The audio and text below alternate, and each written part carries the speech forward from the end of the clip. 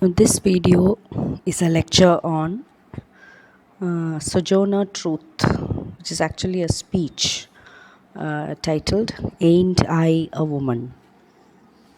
This is prescribed for third semester BA English complementary course Narratives of Resistance paper. So over to Sojourner Truth. Sojourner Truth, born as Isabella Baumfree, was an inspiring figure in American history, and she is known for her activism in the abolitionist movement, that means the abolition of slavery. So she stood for black rights as well as women's rights. Now, over to the early life of Sojourner Truth. She was born into a slave family in 1797 in Ulster County, New York. She was named Isabella Baumfree by her parents, James and Elizabeth Baumfree. They were also slaves. She was one of the 12 children born to her parents. She grew up speaking Dutch on the farm where she lived with her family. And Isabella experienced the harsh realities of slavery from a young age. She was sold several times and endured physical and emotional hardships. Despite these challenges, she developed a strong sense of resilience and determination. In 1826, Isabella escaped from slavery after gaining her freedom, and she adopted Christianity. She later changed her name to Sojourner Truth after gaining this freedom, and that happened. Her name change happened in 1843. She felt that her new name reflected her mission to speak the truth and advocate for justice wherever she went.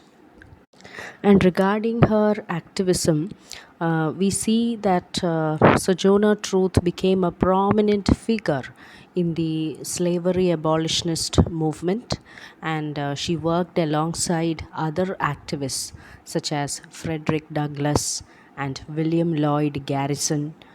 She traveled across the country speaking out against slavery and advocating for the rights of African American men and women.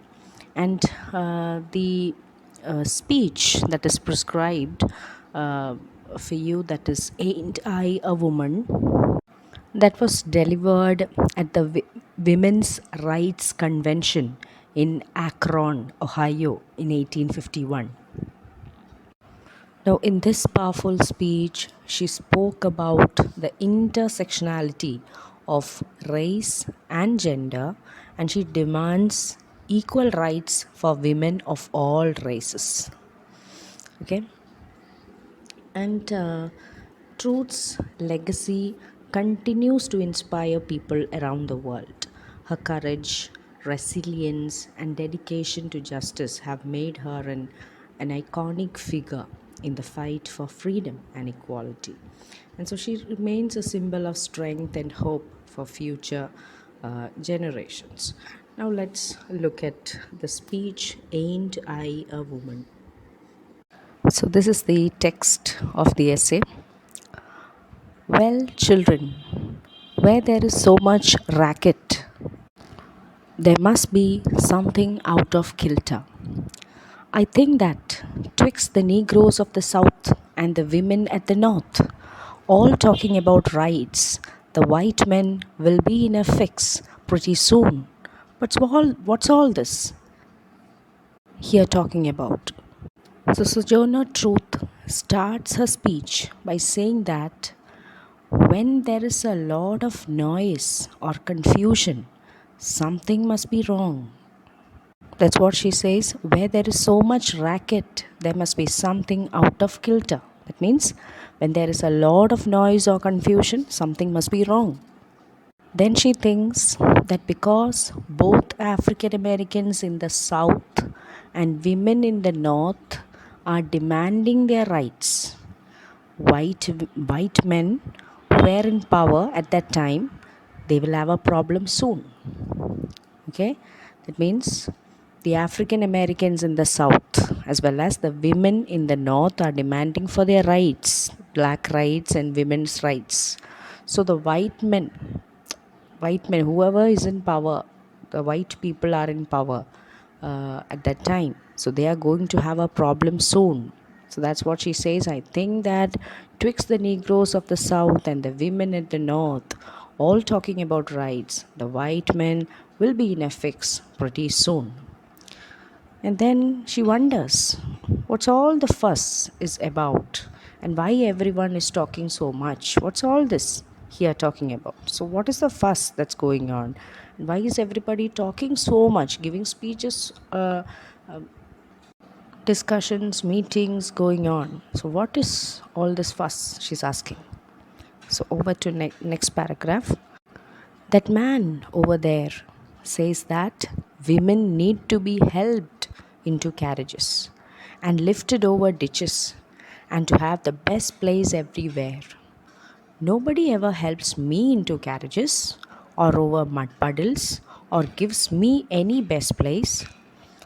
And ain't I a woman? Look at me. Look at my arm. I have plowed and planted and gathered into barns, and no man could hit me. And ain't I a woman? I could work as much and eat as much as a man when I could get it, and bear the lash as well. And ain't I a woman? I have borne 13 children and seen most all sold off to slavery. And when I cried out with my mother's grief, none but Jesus heard me. Ain't I a woman? She's referring to that general belief among people, especially men, who think that women should be treated delicately and given special treatment, like being helped into carriages and given the best seats, etc. Okay, so that's what she says. That man over there, that means it's a generalized statement. That man, that those people, they think that women should be treated very delicately, and they should be given special treatment, reservation everywhere they go. So that is a gendered vision that people have, that women are very delicate, they have to be treated with that concern, etc. And then she puts into that aspect of racism, race into it. She combines this with racism, and that's why she says, nobody ever helps me into carriages or over mud puddles or gives me any best places. So she says that nobody ever helps me here or treats me like a delicate woman because I am a slave, I'm a black woman, I don't get that special treatment wherever I go. So this sort of special treatment and this sort of care and concern is given only to the privileged women, not to the black woman.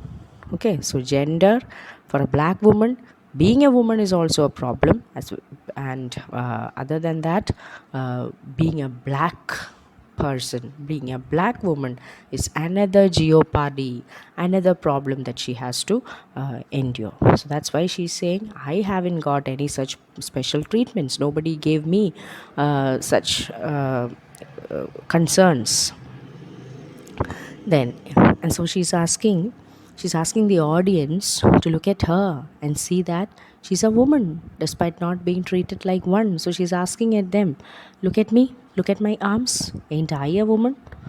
And then she proudly states that she has done hard work like plowing, planting, gathering crops, and no man could outwork her.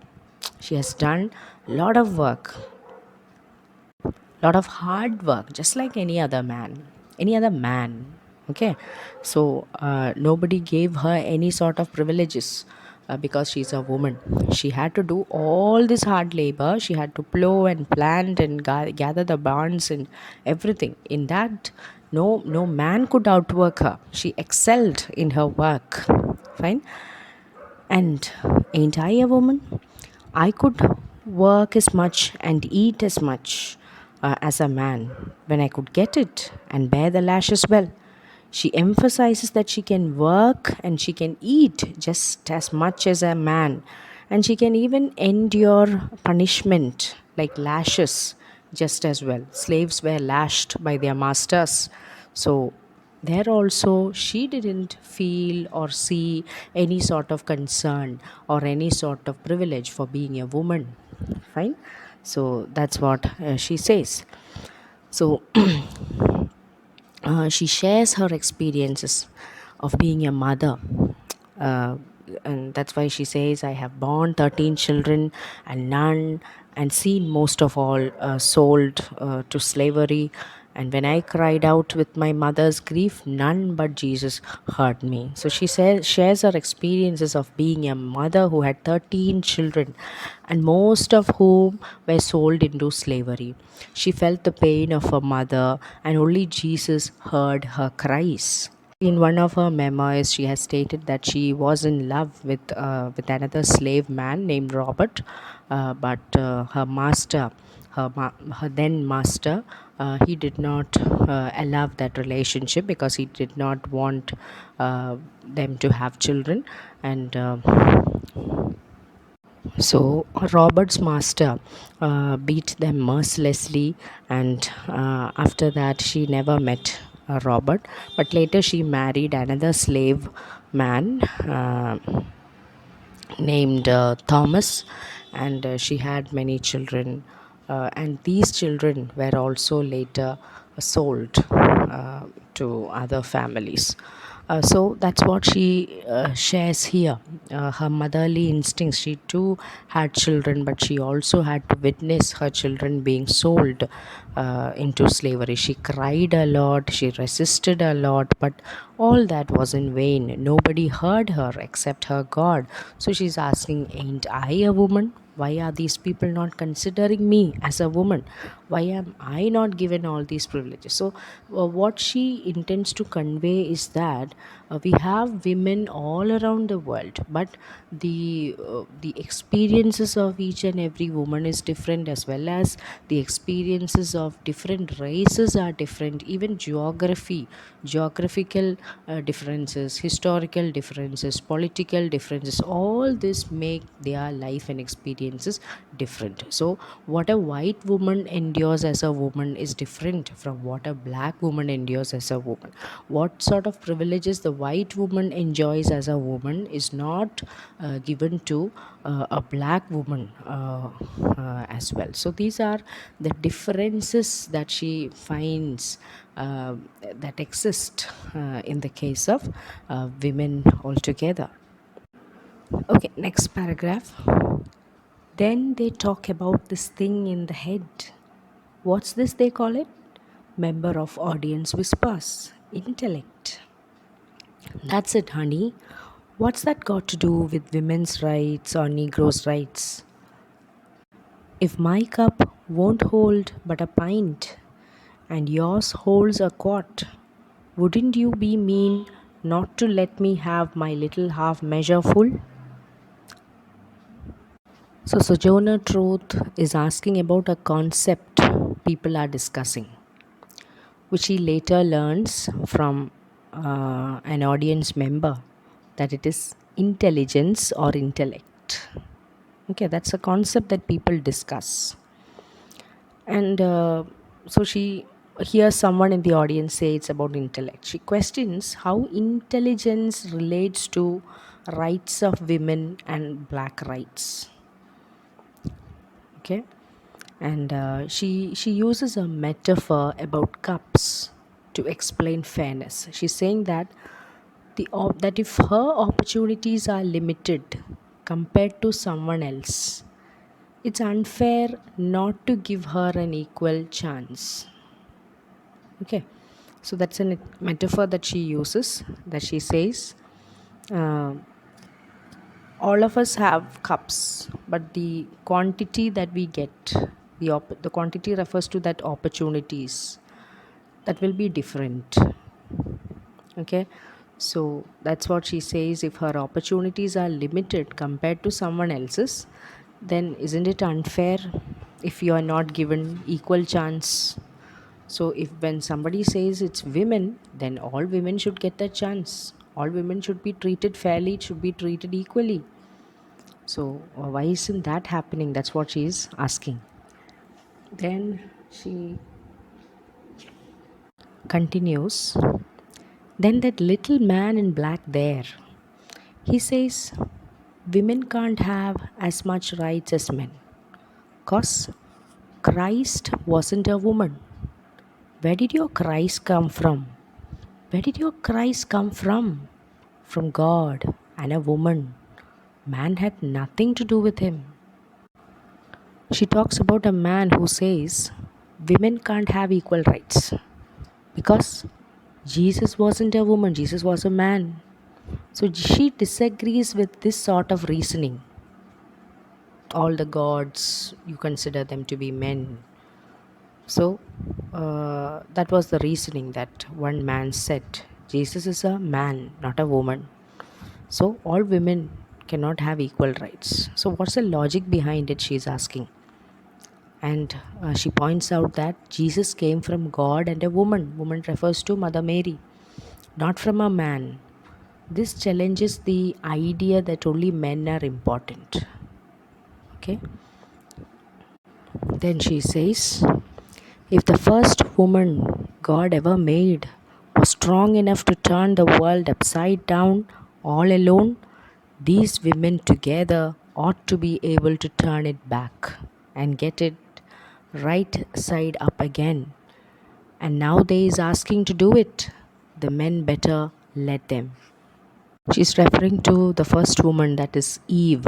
She believes that if Eve, the first woman according to the Bible, had enough power to change the world on her own, then women working together can fix the problem in society. Okay, so she says that women are now asking for their rights and men should allow them to have their rights.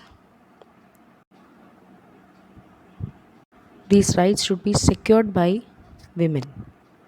And that's the speech. Towards the end, she thanks the audience. Obliged to you for hearing me. And now, old Sojourner ain't got nothing more to say. So she thanks the audience for listening to her and she says she doesn't have anything else to add. So this is a short essay. So this was the content of her essay.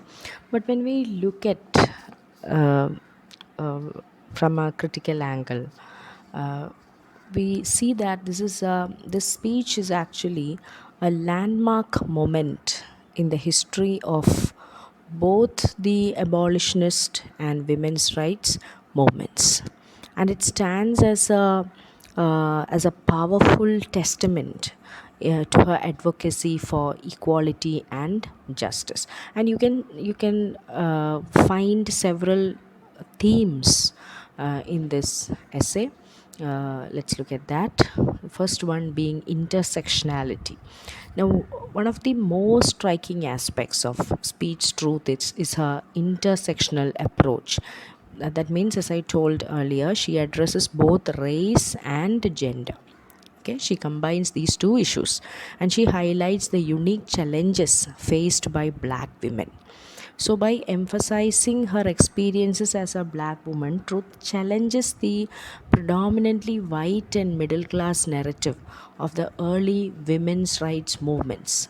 And because the feminism, if you take that movement called feminism, that was exclusively and at its earlier times, it was exclusively for the white upper class women. It did not include the problems, the pains, the experiences of black women or several other different women around the world.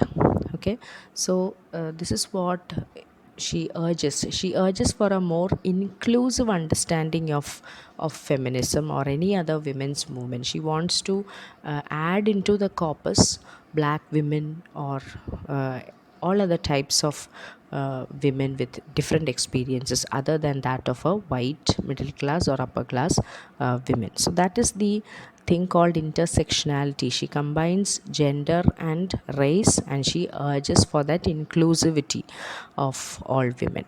Next, you have these rhetorical techniques which she employs to captivate her audience and drive home the message. She uses repetition. She's asking again and again, ain't I a woman? That's a refrain. She reinforces that central theme of the speech, and this sort of techniques add emphasis to her points. And she uses vivid imagery. She describes her physical strength and endurance, her pain of losing her children. So, all this evokes a sort of empathy and solidarity from her listeners. Okay, then the critique of gender roles. Now, in this essay, she critiques traditional gender roles and societal expectations placed on women. She challenges the notion of women as delicate and in need of protection, and instead, she presents herself as a strong and capable individual who has endured significant hardships. So, by doing so, she undermines the stereotypes about women's inherent inferiority and urges for their equal rights and opportunities. She states that she being a woman is equally capable as a man of doing any hard labor, of enduring any sort of pain or uh, violence. For all this, she's equally capable as a woman, she's equally strong as a woman. So that is the critique of gender roles that she provides. And then she being a very staunch religious believer in Christianity, you see that religious appeal in this essay as well. She incorporates religious imagery and references to appeal to her predominantly Christian beliefs as well as to the Christian audience. And she invokes Jesus and biblical stories. She not only underscores her argument for equality but also challenges the religious justification used to uphold oppressive systems. This form of usage of religious rhetoric helps to resonate with her audience and frame her message with a moral and ethical framework. So she's asking right from the early times. Eve was from the character, from the way the first woman was depicted, she was considered inferior, uh, lacking in strength, not like the first man. So, right from the beginning, this was the sort of inequality that we have been watching and listening and understanding. Okay, so she incorporates that religious influence also in shaping such stereotypes. Okay, next, the call to action, and that's what she does throughout the speech. She gives a compelling call to action. She urges her listeners to recognize the worth of women, especially black women. She emphasizes that the collective strength and resilience of women, that is what it's needed. Women should stand together and fight for their rights. And she suggests that they have the power to effect a positive change in society, and if given an opportunity they will definitely do it. Okay, so this is a call for action, and it is an inspiration to for advocating for social justice and equality. And finally, we have this essay, Ain't I a Woman? I mean, not an essay, it's a speech, very short speech. uh, it has a lasting legacy and impact, and it continues to resonate with audiences today. And it has been celebrated as a landmark moment in both feminism and civil rights history. And it inspires subsequent generations of activists to challenge oppression and fight for equality. So this is the essay and its analysis, and that's it. Thank you.